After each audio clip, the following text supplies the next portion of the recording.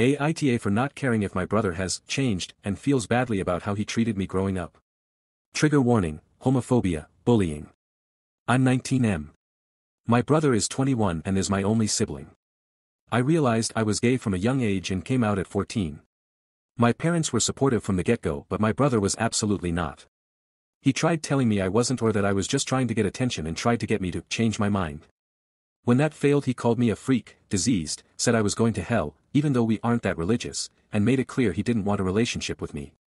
He outed me at school, my friends already knew, and tried to get others to join in, but no one really cared and nothing much changed. Needless to say, I vowed to limit contact with him as much as possible, but the comments continued until he moved out when he turned 18 for school.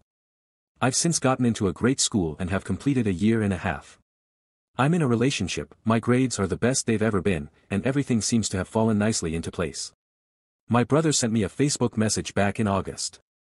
He started by apologizing for how he treated me, saying he was depressed before and was stuck inside his own head, fell into the wrong crowd online that reinforced his bitterness towards others. He said he'd gotten treatment for his depression, feels more confident than he has in years, and was on the upswing and wanted to meet up to repair our relationship. He said he was proud of me for being gay and supported me, and apologized for taking so long to make it known. I didn't respond. Nor did I respond to his happy birthday message in September. Then he started texting me saying he understands if I'm still hurt, but that he'd love nothing more to make up for the hurt he caused. I haven't responded to these either. Here's where my boyfriend says I'm TA. Over the holidays we were all back at my parents' house. I had a great time seeing my family, except for him. Each time he'd ask about me or try to talk to me, I'd give him one-word answers or clam up. He offered to get a game for me as a gift, but I declined. He pulled me aside to apologize face-to-face, reiterating the stuff he said before, but I also cut that short and walked away. Meanwhile, I talked with my parents like normal and was very open with them about the happenings of my life, typically within earshot of him. The day we left, I said my goodbyes and found him in my car crying. He said he understands why I'm closed off to him and that he regrets how it turned out, wished me well, and went inside. I told my BF about this when I got back, and he's pissed and called me an AH. BF says it's clear my brother feels badly about how he used to be and he's changed, and that to throw that all back in his face is a dick move. My parents agree and say he's a good person, but ultimately feel it's up to us. Personally, I've gotten so used to the idea of not having a brother that I don't know if there's anything left to salvage. He made his choice to sabotage me then. Is it really my problem he regrets his actions now? Edit. So my BF just texted and said that how I handled this thing has him questioning things and that he thinks we should take a step back for a while. So that's cool. Relevant comments. Commenter. YTA. Isn't this the best case scenario? A bigot had a change of heart and regrets their past actions. That's the goal with every bigot I come across. He cannot change the past, but he can try to make up for it. You don't need to forgive him, but it might be worth hearing him out to see if he really has changed. OP. I know he isn't homophobic anymore if that's what you mean. But why should I have to be the one to take the time and energy to hear him out? Comment. Of course you don't have to forgive your brother just because he's asked for forgiveness, and forgiving him doesn't mean you have to have a relationship with him just because he wants one. But not knowing if there's anything to salvage is different from being sure you want nothing to do with him. At the very least, you might want to consider explaining to him why this is not a thing he can make up for, and seeing how he responds so you can decide whether you're really done with him or not. OP. The worst part is I actually think I want to forgive him. It's just each time I go down that path, I'm left thinking about all that could have been had he not been a dick in the first place, which makes me resentful knowing that any relationship we build now will be inferior to the one we had when we were kids. And honestly, that's worse than acting like I don't have a brother at all. TBH. Update. So it's been a few months since my first post, and since a few people were asking, I thought I owed you an update. I would have provided one sooner, but this is a throwaway and I had logged out earlier. The fact I remember the password is itself a miracle. The TLDR of the last post was that I had ignored my brother's attempts to have a relationship with me after the homophobic shit he threw at me when we were younger. I'm glad to say that's no longer the case.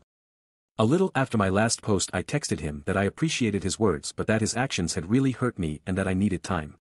He texted back he understood and to take as much time as I needed. He also thanked me for reaching back out to him.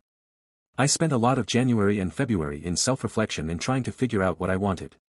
Lots of people in the last post said I needed therapy, and I agree I likely did. I never ended up seeing a professional, but I got really into some guided meditation and calming exercises I saw on YouTube.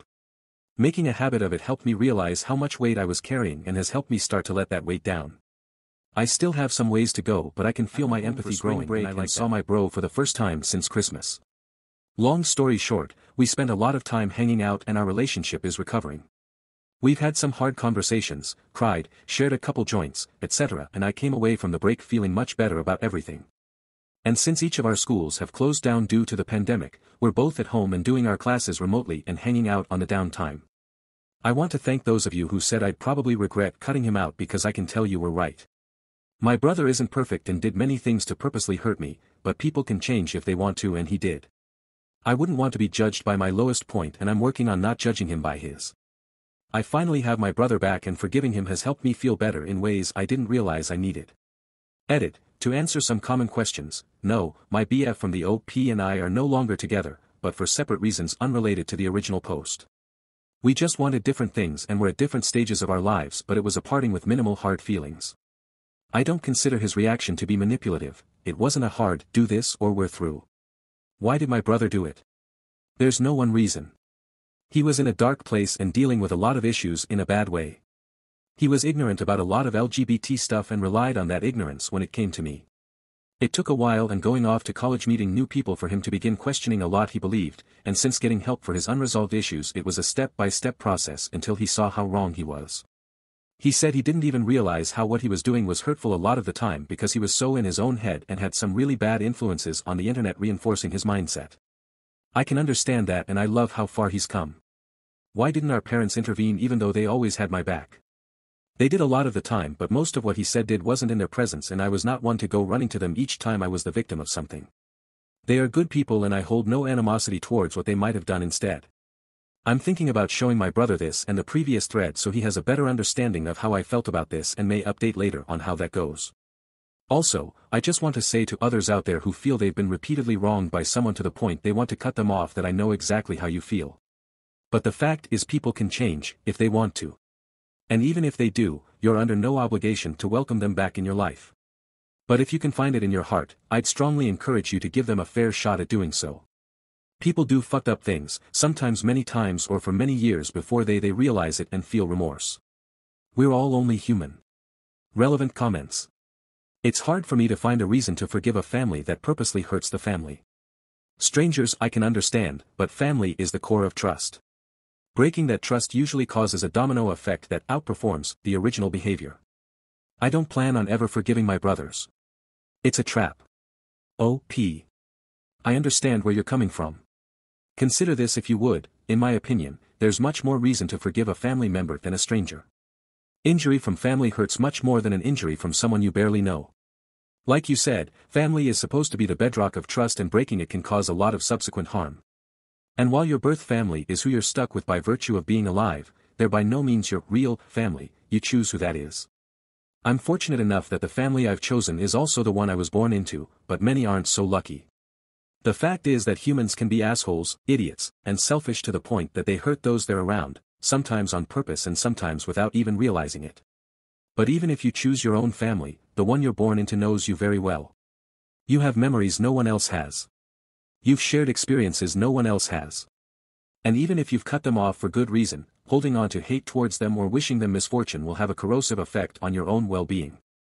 Not forgiving a stranger just isn't the same. The hate is just as corrosive, but it's much less relevant to you as a person, and much less intimate a situation than the hate to a family member. Being angry at a stranger is like holding a red-hot screw. Being angry at a family member is like having a red-hot screw between your heart and your lungs. You don't need to have a relationship with anyone if you don't want to, not even your birth family. You don't need to make people feel better if you think they don't deserve it. But I urge you to look at the baggage you carry inside, baggage which may well have been thrust on you through no fault or choice of your own, and slowly allow yourself to let it down. Forgiveness isn't about saying everything is okay or back to where it was, it's about allowing yourself to heal from the damage others caused and leave it in the past. It's a very intimate thing to experience, but a very scary thing to even try. But I encourage you to take a chance if you can. You owe it to yourself, and who knows what can come. On another post similar to his own experience 2 months later. I just wanted to say I'm very proud of you and all the progress you've made. Mental illness is itself hell, but adding on the stigma of it and it becomes almost torture. You've handled those challenges with more determination and resolve than most people ever would, and I'm extremely proud of you for that. I'm commenting because I had a similar situation to yours. My brother also was mean to me over the years and treated me like absolute dirt. Take a look at my post history if you want the full story. All I would say is that you should do what is right for you. People can change, and it's possible your brother has spent some of the time you were working on yourself doing the same. It's also possible he still is and will always be a douche. Have you considered meeting him somewhere to talk, just the two of you, and tell him what you need to tell him? Is there a way you could write a letter to him or something and let him know what specifically he did that is making you want to say no to reconnecting? Your relationship with him will always be lacking detached if you never explicitly air out your grievances with him. You can always cut him out of your life at a later time, but you won't be able to communicate with him like this once you do. So maybe it's a good thing to think about. Even if it doesn't work, you'll be no worse off than you are now. But of course, look out for your own needs first and do what you think is best for you. Best of luck.